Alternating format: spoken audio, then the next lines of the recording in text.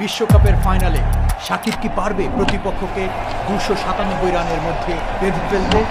বাংলাদেশ এর আগে তিনবার এশিয়া কাপের ফাইনালে উঠলেও একবারও কাপ জিততে পারেনি। এবার বাংলাদেশ ক্রিকেট দল প্রথমবারের মতো বিশ্বকাপের গ্র্যান্ড ফাইনালে। বাংলাদেশ কি পারবে তাদের স্বপ্নের সেই কাঙ্ক্ষিত কাপ জিততে? বলতে না বলতেই সাকিব কিন্তু দৌড়ে এসে বল করলেন এবং আউট আউট আউট। প্রতিপক্ষ দলকে 297 রানেই অল আউট করতে সক্ষম হলেন। অর্থাৎ বাংলাদেশের লক্ষ্যমাত্রা 298 রান। বাংলাদেশ কি পারবে প্রথমবারের মতো বিশ্বকাপ জিততে? প্রস্তুত তামিম ইকবাল, বল করলেন bowler, over the wicket, cover drive, ball চলে যাচ্ছে গড়িয়ে গড়িয়ে শেষ পর্যন্ত সীমানার বাইরে। প্রথম বলেই 4। আজকের জন্য পুরো বাংলাদেশ স্তব্ধ হয়ে গেছে খেলা দেখার জন্য। রিকশাওয়ালা, দিনমজুর থেকে শুরু করে সকলেই টিভি পর্দার সামনে। তামিম ঠিক মতো শুরু করলেও সেঞ্চুরি দেখা পেলেন না, অর্থাৎ 84 রানে তিনি আউট হয়ে গেলেন। বাংলাদেশ 140 এক উইকেট হারিয়ে।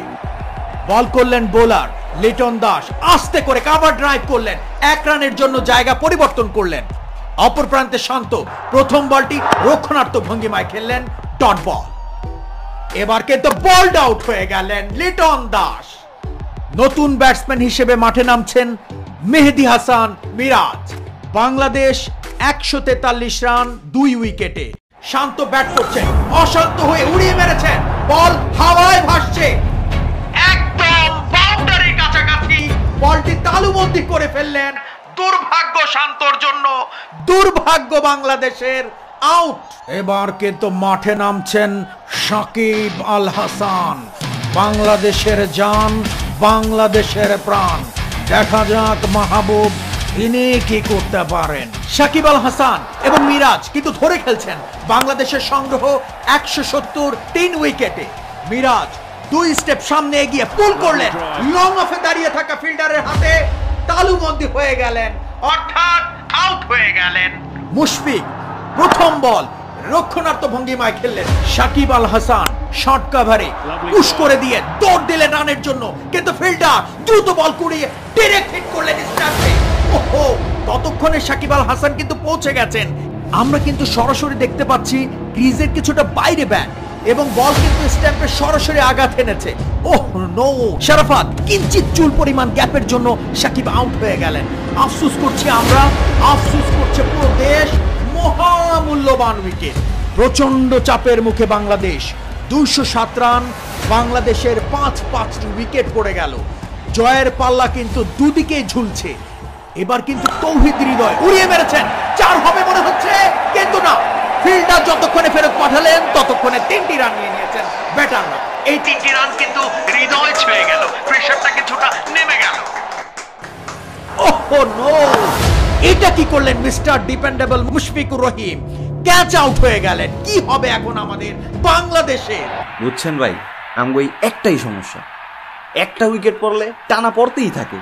হ্যাঁ ভাই, দেখা যাক, ভালো কিছু হবে ইনশাআল্লাহ। মাঠে অবশ্য নামছেন সাইলেন্ট কিলার, বাংলাদেশের সবচেয়ে বড় ফিনিশার মাহমুদুল্লাহ রিয়াদ। এবার একই করলেন তৌহিদ হৃদয়, বল ব্যাটের কানায় লেগে সোজা চলে গেল উইকেট কিপারের গ্লাভসে। স্নায়ু চাপটা আরো বেড়ে গেল। গ্যালারির এক অংশে দর্শকদের কান্নার দৃশ্য দেখতে পাচ্ছি। বাংলাদেশের স্বপ্ন কি পূরণ হবে মাহবুব? বোলার কিন্তু বল করছেন, উড়িয়ে মেরেছেন নাসুম আহমেদ, একবার মাটি স্পর্শ করে 4 হয়ে গেল। ইনশাআল্লাহ ভাই, ইনশাআল্লাহ। 10 বলে 13 রান করে ফেলেছেন নাসুম আহমেদ। বল করলেন বোলার, উড়িয়ে মেরেছেন নাসুম আহমেদ, কিন্তু ব্যাটের মাঝখানে লেগেছিল, আউট হয়ে যাবে মনে হচ্ছে।